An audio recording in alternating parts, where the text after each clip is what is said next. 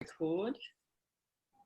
Good to go. So welcome to the 2020 meeting of the Energy Charter Independent Accountability Panel. Thank you for the disclosure from ActewAGL. In starting the meeting, I would like to acknowledge the traditional custodians of country throughout Australia and their connections to land, sea and community. We pay our respect to their elders past and present and extend that respect to all Aboriginal and Torres Strait Islander people today. John, you probably know the panel. Claire Petrie, I'm the chair, Cassandra Goldie, CEO of ACOS, and Andrew Richards, CEO of the EUAA. I will ask you in a moment to just give us a broad introduction, address your disclosure and highlight any areas that you would like to draw out for us, both the positives and the negatives, where you've come to, where you maybe haven't quite got there yet. But in doing so, we want to acknowledge, as we have to every CEO that we're talking to, that this really has been a year like no other in terms of fire, floods and COVID. And obviously this has had an impact on you and everybody else, and you may want to address that in part. But at this stage, we'll hand it over to you just to draw our attention to anything that you'd like, and then we'll open it up for general discussion and questions. Thanks very much, Claire. And just introducing Rachel Turner, who's the General Manager of ActewAGL, and as you know, I'm the CEO. We thought we'd both join you today to make sure that I don't miss anything, and we'll give it a good run. So as you say, we'll discuss some of the key points in our disclosure, but take any questions as we go, if you're comfortable with that. Probably going back to your opening comments on COVID-19, I thought I might just provide you with some context around the ACT. So unlike New South Wales and Victoria and Queensland, the ACT has quite a different demographic, as you'd appreciate. We've got both the state and the federal employment factor here. So generally speaking, notwithstanding the fact that we haven't had community transmission issues in the ACT, we're more resilient because of that economic employment base. So I just wanted to sort of call that out at this point in time. What we have is a relatively small number of C&I customers. We do have large customers, and the small number of large customers that we do have are actually quite large and material to our revenue base. With regards to the segment that I think goes to the heart of some of our discussions today, it's the hardship segment. And in the ACT, we've got about 1,000 people on hardship arrangements. Now that number hasn't moved dramatically through COVID. Year on year, it tends to stay relatively stable. And what you tend to see is a slight uptick on the impact of hardship customers coming out of winter, and then it will tailor down a little bit after that as well. Now, in saying around the hardship customers, the way I'd describe it in the ACT is those customers are doing it pretty tough. And when events like COVID or hailstorms or bushfires or anything else comes along, or price increases, etc., they'll do it even tougher. So from a customer segmentation perspective, that's the area that we have to be very, very careful that we stay closely connected to along the way. With that, going to the broader customer base in the ACT, as we entered into COVID, we had some fairly mature frameworks around how we got to market. So on the way we deal with our hardship customers and the broader mass market, those channels were quite well formed. And so when government brought initiatives in to assist with the community, we leveraged those existing channels. So it was you know, we got that assistance through ActewAGL Retail out to our customer base very quickly. So we complemented government initiatives. So for example, we matched a utility support fund, co-contributed to that. There were rebates that went out to the small to medium enterprise customers, and a number of other initiatives. But we got in very early with ACT government, and what also complemented that was the AR statement of expectations. So it was the convergence of what we had in place, how we managed to get support through from other stakeholders, and then the AR had a very good voice over the top of it, more broadly from an industry perspective. So the convergence of those three was very effective through the COVID-19 period. Is there anything you'd like to ask before I move past COVID? Would you like to take up that, Cass, in terms of... Oh, yeah, well, sure. Yeah, I mean, maybe if you want to complete the kind of sort of some opening comments from yourselves, I've got a bundle of questions. Okay. So Claire, just, yeah, in your hands a bit, Claire, about that. But all right. Well, do you want to finish, John, and then we can Certainly. go to the particular areas? That's probably easiest. Okay. The thing I would like to add about COVID as well is that, like any crisis, there was an opportunity. And so what we discovered as we worked through COVID is we had to move staff across multiple sites we hadn't utilised before. So we had staff obviously working from home, but we also had multiple sites. Now, what we did from an operating model perspective was change the way we traditionally worked. So traditionally, you'd have a billing team, a contact centre, an accounts receivable function, a product development team, and they're all quite segregated. But as we went through COVID, what we learnt was we put all 4 teams into one footprint, noting the separation requirements through the COVID period.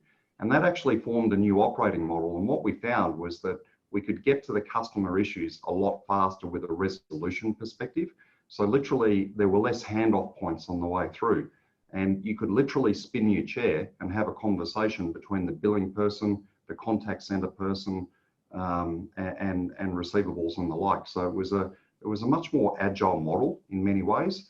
And I think that's been a really good learning for our business. And I'm pretty confident we'll be continuing to adopt that model as we all look forward to exiting the COVID period. Also internally, just to reiterate that, as good customer experience was demonstrated and continues to be, we also recognise that with our staff as well, just to make sure that those good customer experience, rewards program are very much socialised within the business, and we obviously share with those experiences through the Energy Charter participants as well. With regards to the energy efficiency scheme, we've touched on this in our prior disclosures, but we've been at this for some time. And that probably goes back to my earlier comments about having a framework in place. We've been into 90,000 homes and 4,000 businesses over the course of the energy efficiency scheme. And that's also enabled us to stay very close to our customers. Indeed, that's been a very successful collaboration between government and ActewAGL Retail in, particularly getting to people that are not necessarily always homeowners. They can be tenants as well. So it's very important in the ACT that we keep an open mind with regards to how we hit all customer segments going through. And I think a key point just to wrap with is just that that scheme is actually committed until 2030 as well. So we do have a really strong forward program of work planned out so that we can continue to support customers with managing it's both their usage and their costs as well, of course. So there is a strong forward program of work. So the program's been very successful.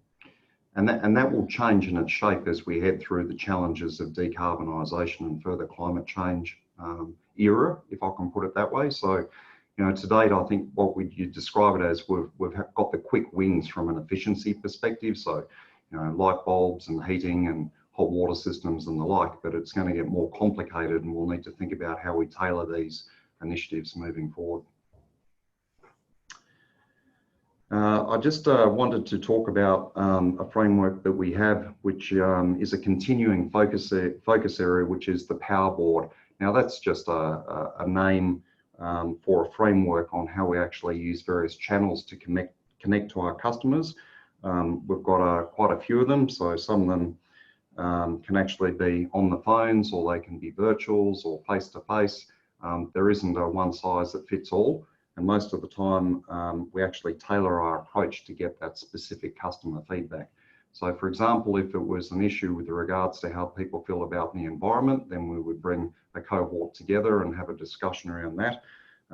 If it was a discussion around, for example, payment terms, how do people feel about even pay system where we spread things across the year. And so it's a horses for courses model that we can actually get tailored feedback on. And if I can just add to that, so a key part of our mission is to respond to what customers say matters most, which is obviously very much aligned with our commitments through the Energy Charter. So what we do is we refer to the Power Board and ensure that in the design of our products, services and experiences, we are tapping into customer feedback just to ensure that what we're delivering is actually what customers are requiring from us at any point in time. Our analytics and insights for proactive customer support, I guess that's the challenge of the 21st century. And we've been talking about data and analytics for a very long time, but I've described this as one of the areas that we are continuing to develop. But, you know, it's early days is how I'd describe it for ActewAGL. Traditionally, you know, the market in the ACT was quite dormant. And so if you look back, you know, before we had those big step changes in the wholesale prices, we didn't have the level of competition that we currently do. So affordability and competition, both in that sequence, have become a very material issue. So with that, analytics and understanding what the customer really needs out of us moving forward is absolutely critical. So the complexity of what the customer is going through is something that we're very conscious of as well. As you sit in a contact center and as you jack a phone, in the old days it was a bill query. Now it's questions about, I'm going to put solar on my roof. I've heard that I should get rid of gas. How do I transition to this? You know, what's the role between a smart meter and a digital meter?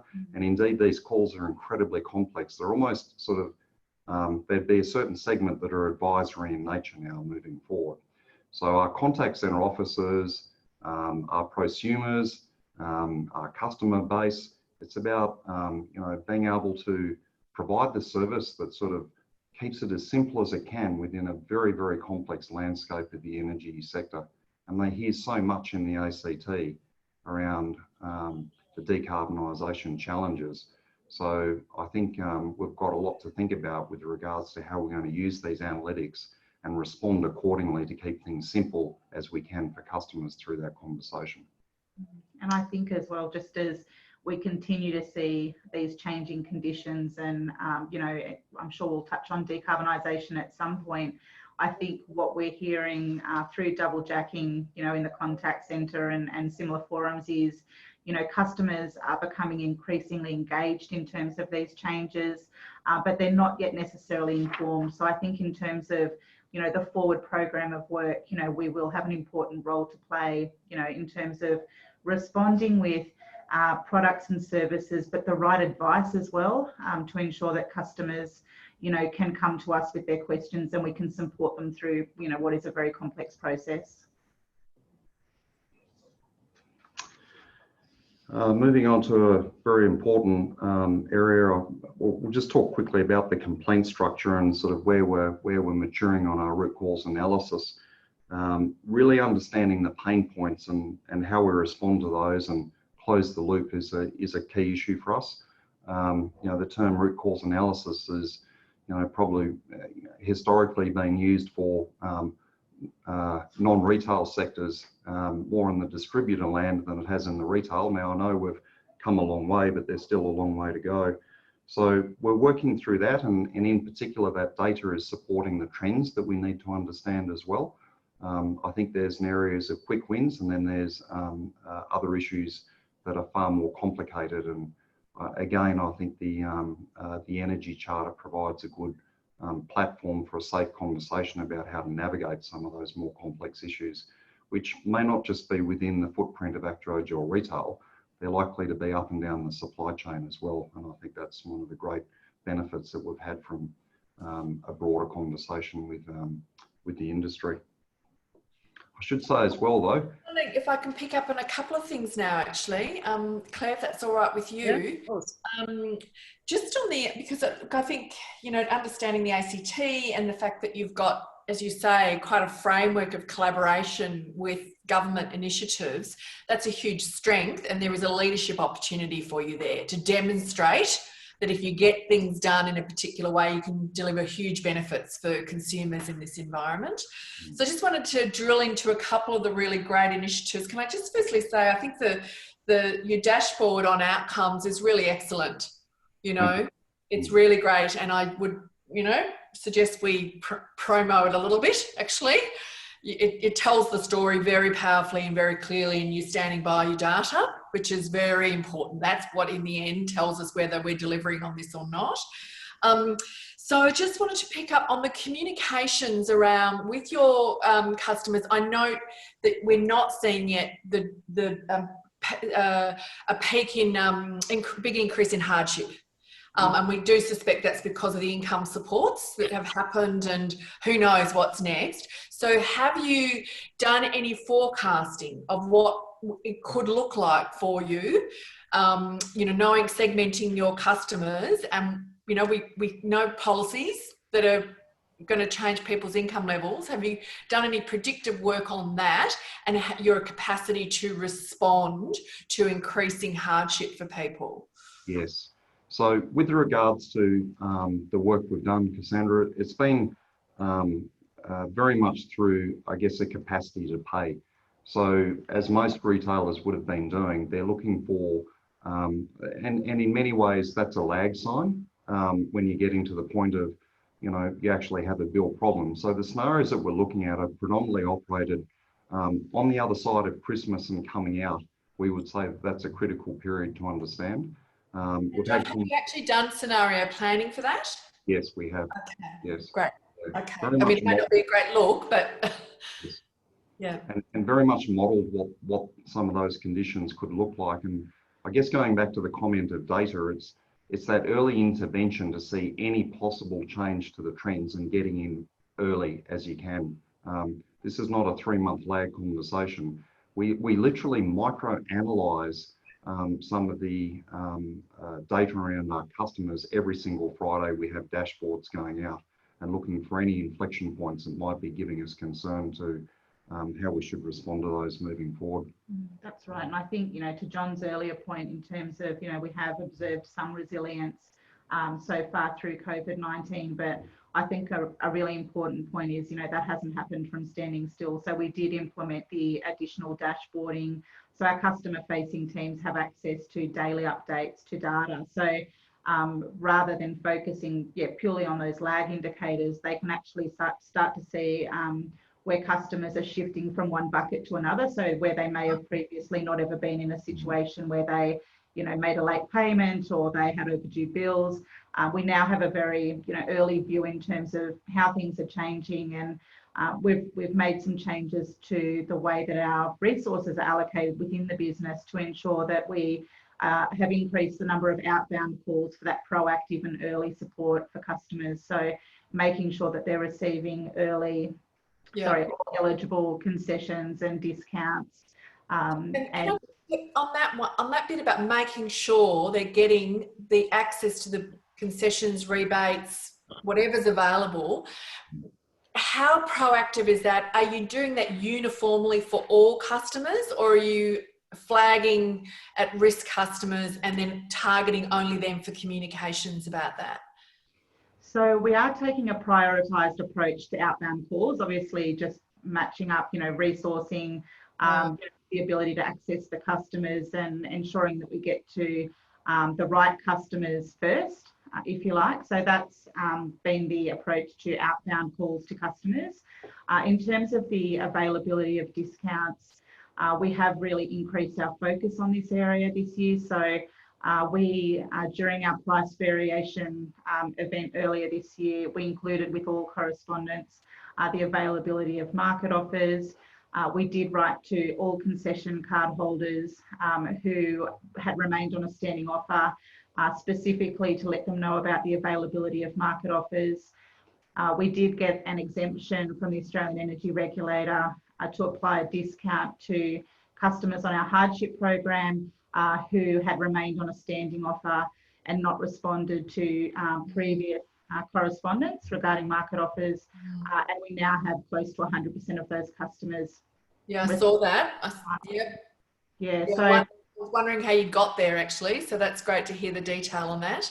Yeah, it was quite a formal process, but obviously very positive outcomes for customers who had remained on standing offers. And all of those things, of course, complement, the existing materials that we share with customers through digital and non-digital channels around the availability of market offers. So just trying to really, increase the awareness and understanding of market offers and what we have available at different points in time.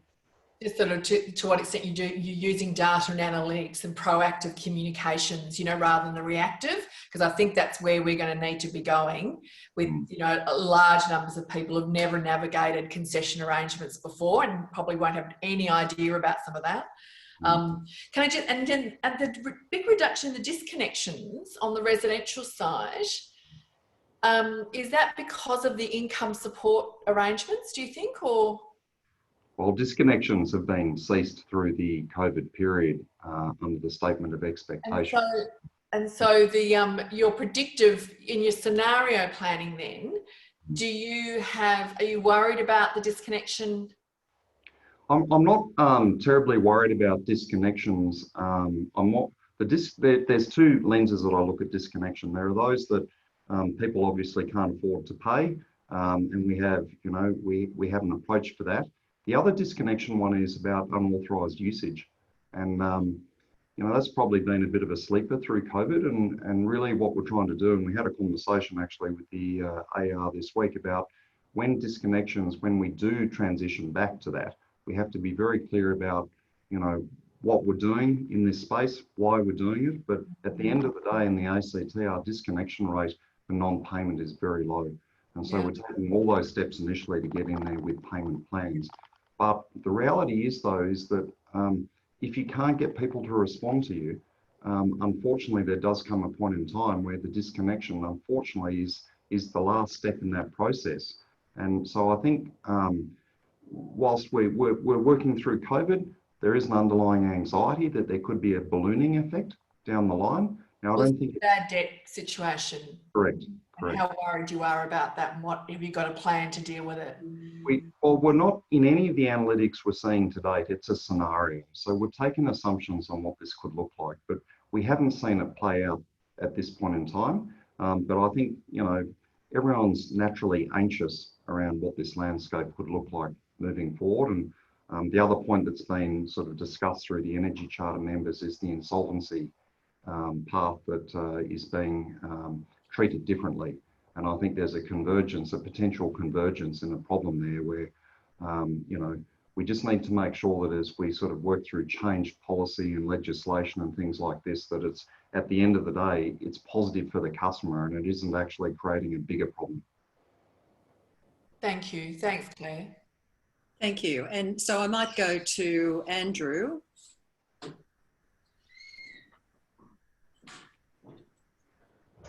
Who cannot speak. Maybe Andrew has been muted by the host. I'm back. Here we are. Welcome back. The host muted me. Thanks for that. Does that mean I'm talking, Andrew? does that mean I'm talking too much? Sorry about that. Can I just echo, thanks folks for your disclosure. Can I just echo Cass's comments? I found it to be one of the easier disclosures to read, really well laid out, very much straight to the point. So congratulations on that. And one of the other things I really liked was linking a number of your actions this year back to the 2019 IAP recommendations. I think that's really important. There was a lot of good learnings out of that. And so you've made it really clear how you've linked back. And I think that was a really good initiative as well. So congratulations on that. It's one of the ones that we've gone through. I've got a couple of I guess, big questions around, and the first one being, while you're embedding the charter principles inside the business, and it's very clear that you're doing that, what are you doing to also encourage your JV partners, brokers, other people in your supply chain? How are you going about embedding principles in that in those organisations as well? Because they de facto can be part of your organisation, so you want to make sure that. So how are you going about embedding that throughout those supply chains and partners? I guess in the first instance, probably just touching on the fact with our ownership model, two of our owners are actually members of the Energy Charter, being Gemma and AGL. So we've always had a pretty rich discussion around how they see things as well in the customer space at a board level. The other point there as well is to add that our third owner, which is Icon Water, also have a very local orientation towards the customer as well. So we're coming from a strong base, is how I'd describe it from that perspective. Yeah, you look like more of a traditional local utility, really, because of the demographics and the proximity. Yeah. Yes, and there's great learnings, I guess, from a multi-utility perspective across that ownership structure as well. Do you want to talk to this one, Rachel?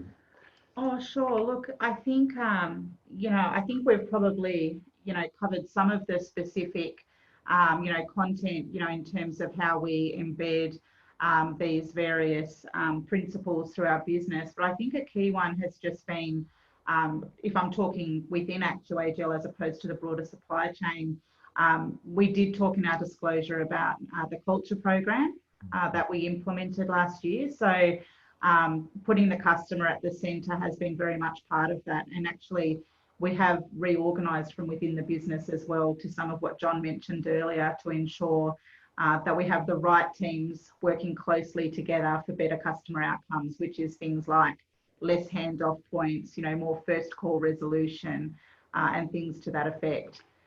I think also if you look up and down the supply chain from both the gas and electricity perspective, and we're generally into the distribution side, we don't tend to reach further up than that into transmission and generation. But the relationship between us and those distributors has improved dramatically over a number of years. And so what we're doing is we're having far more collaborative conversations with a very strong focus. I think in the past there was delineation. I'm not saying which side of the fence, but people are at different points of maturity on the customer base. And so what the charter's been able to do is, I think the general focus on customer, everyone is benefiting from it. And so it may not just be a general customer experience of a disconnection process or a connection process. It could also be from an affordability perspective. We've now got an opportunity to go up the supply chain and actually unpack some of the issues that have been incredibly difficult to get into over the last decade or more. It's a very complex industry. So things like unaccounted for gas would be a really good example, or line losses and things along those lines. Distributed energy and the move to the DSO world is another issue where, as a retailer, we need to understand how all those value pools are moved down into the customer and making sure that they're getting the maximum return from some of that energy evolution as well. So, I mean, as much as I understand the supply chain, what about your subcontractors? In the same way that health and safety requirements that you would have internally, you want to apply those to your subcontractors.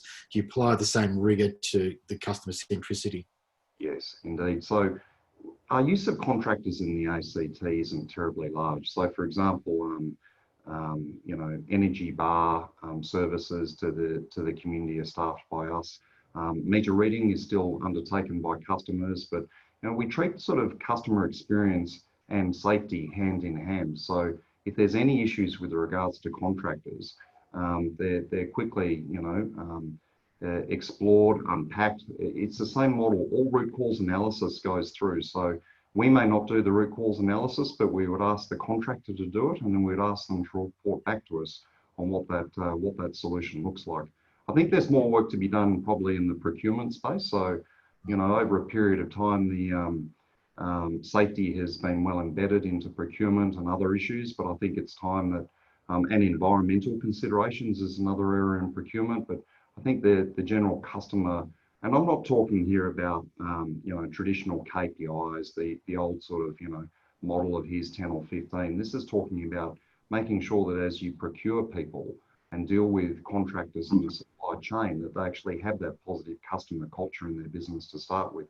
So field sites are something we do as well.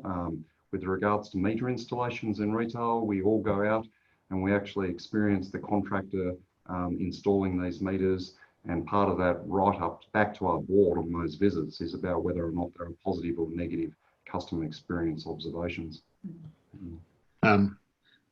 Thank you for that. The next question is around net zero emissions by 2050, or in your case, net zero by 2045 and legislated. And in every way, the ACT is a bit of the canary in the coal mine on this one. And you've already alluded to the complexity of what your customers are talking about and the sort of calls you're getting through your call centre, and probably that requires an upskilling of staff and specialisation within that.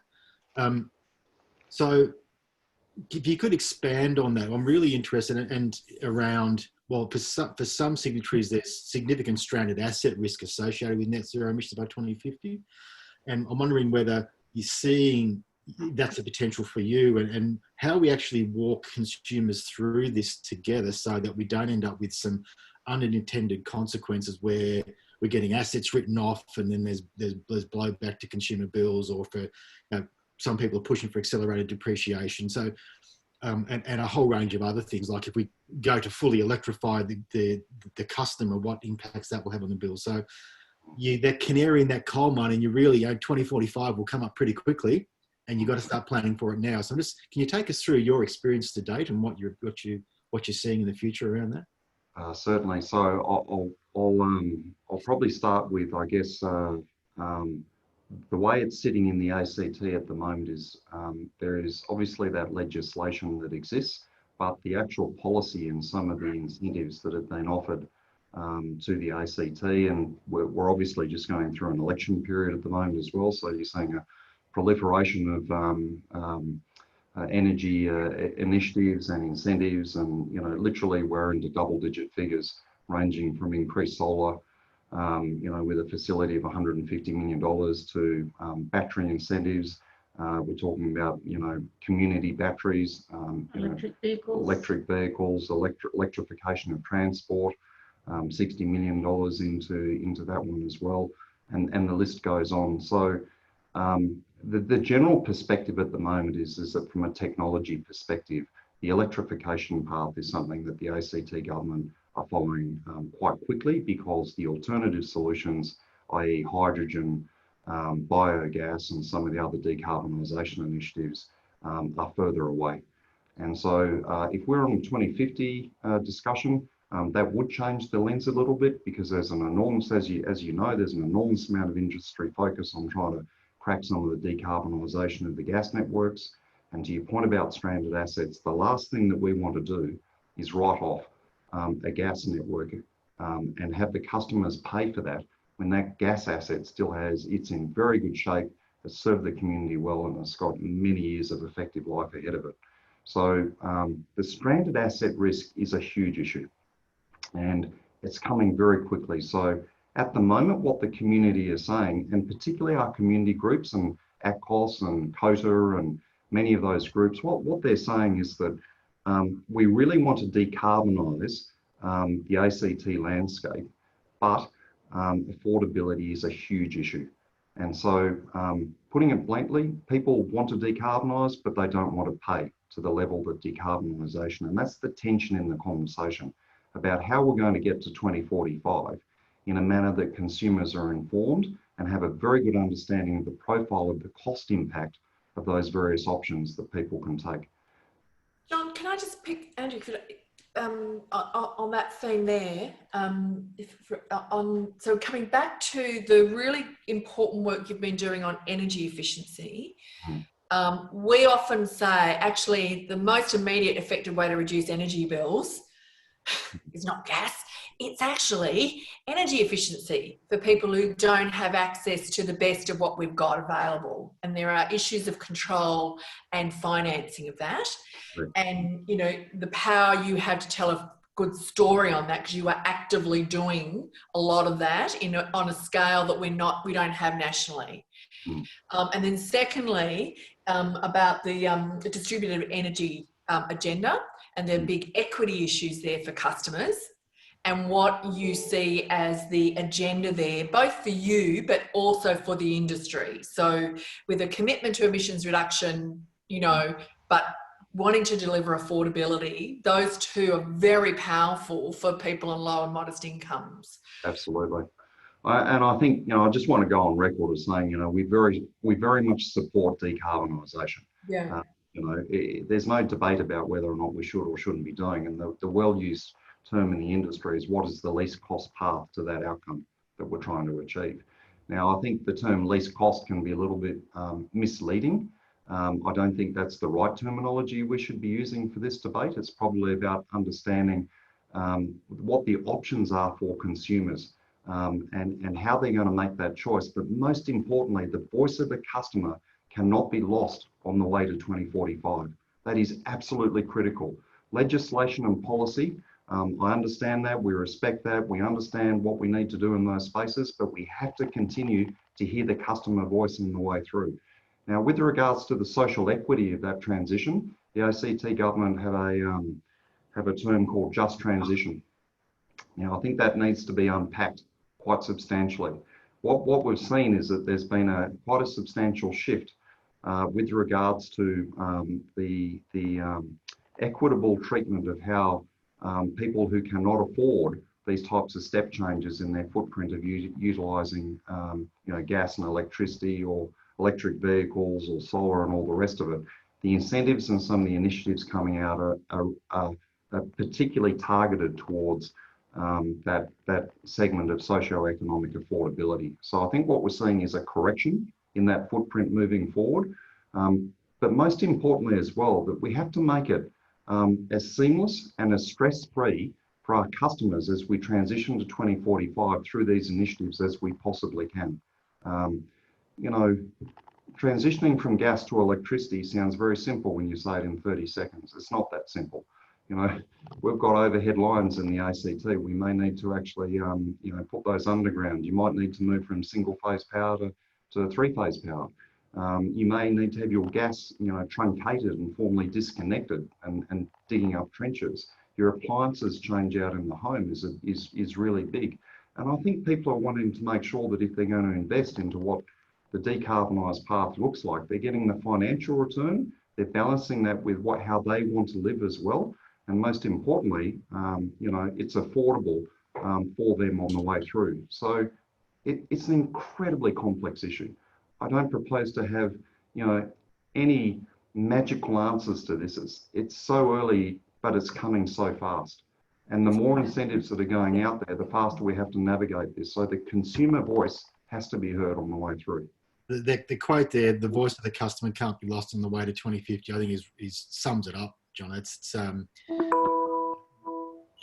mean, we at the EUAA, we're sort of obviously talking about this with our members, and moving, not necessarily talking about whether we should endorse a target, but if a target is endorsed, we've got to be talking more about how we actually get there, because the planning needs to start, 5 years ago, but let's start today on what do we need to be doing to get there to ensure that at the end, when we get to 2050 and it's zero carbon, that we've still got all the things that we need in place. We still have industry, we still have viable customers, we still have low power bills and reliability. So absolutely. It's an easy target to talk about, harder to deliver on. Absolutely. And you can probably sense my uptick in my emotion when I'm talking about this. It's the roadmap and the blueprint that we're looking for. Not a bespoke solution around here's more distributed, here's a battery, here's a PV. This thing has to be incredibly well orchestrated, so we're all players in the game, all of us. Yeah. We can't have hard closes on things that still have economic life. We've got to frame that. Yeah. John, this is a very, very short discussion about a very, very long subject, I'm afraid. And I'm afraid that we have run out of time, but that's been a very helpful discussion. Thank you both to you and Rachel. And we will meet you again through the CEO Council when we finalise our report. So unless there is anything from Andrew or Cassandra that we need to say, I will close this and thank you. I know that a lot more could be said, but we are at time.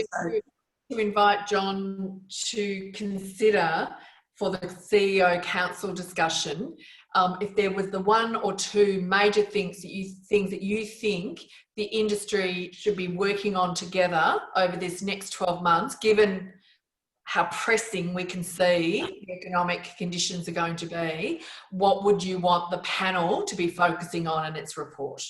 Okay, will do. I'll take that on notice. Thank you. Thank you. Thanks.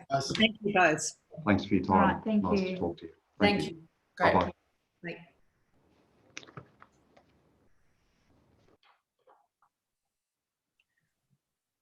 Recording has stopped.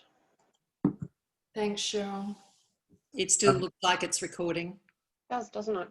What's going on here?